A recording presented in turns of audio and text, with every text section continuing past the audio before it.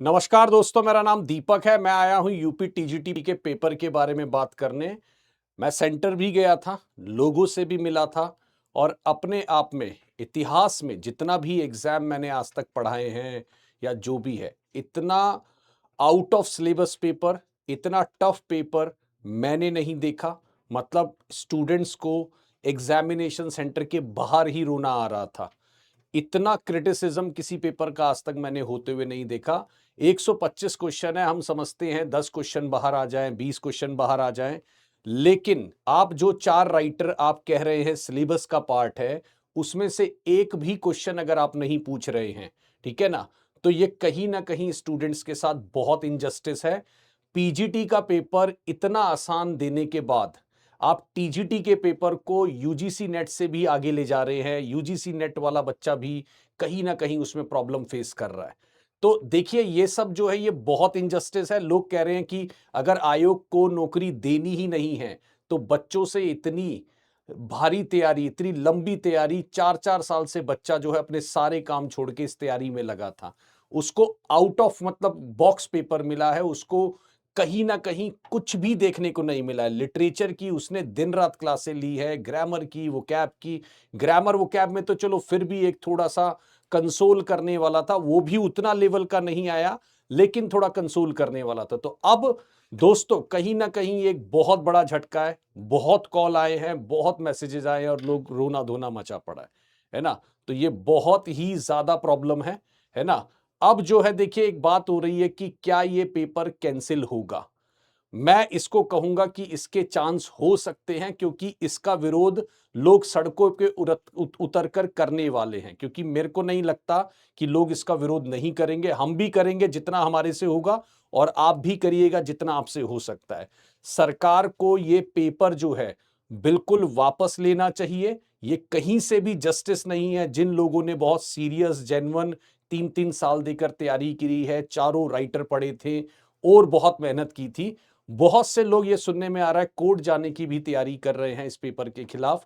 तो मैं कहूंगा ये बिल्कुल होना चाहिए। सरकार का क्रिटिसिज्म, आयोग का क्रिटिसिज्म इस पे होना चाहिए। लोगों को हर सोशल मीडिया के प्लेटफॉर्म के माध्यम से इस गवर्नमेंट को क्रिटिसाइज करना चाहिए, इस पेपर को क्रिटिसाइज करना चाहिए और मैं बिल्कुल उसमें आपका सपोर्ट करूंगा जितना हो पाएगा।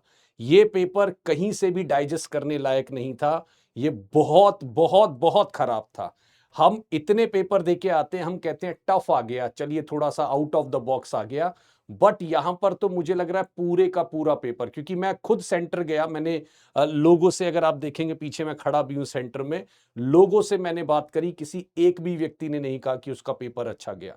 तो कहीं ना कहीं ये अपने आप में बहुत बड़ा इंजस्टिस है।